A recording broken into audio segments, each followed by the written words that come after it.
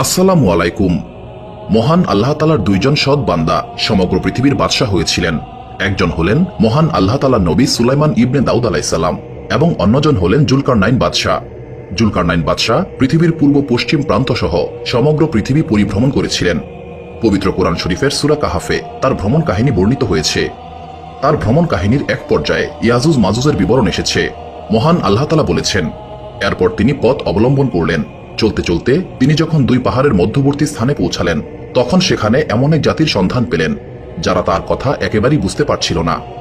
তারা বলল, হে জুলকারনাইন, ইয়াজুজ ও মাজুজ সম্প্রদায় পৃথিবীতে অশান্তির সৃষ্টি করছে।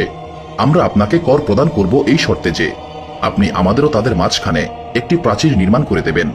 জুলকারনাইন বললেন, আমার প্রভু আমাকে যে ক্ষমতা দিয়েছেন তাই যথেষ্ট।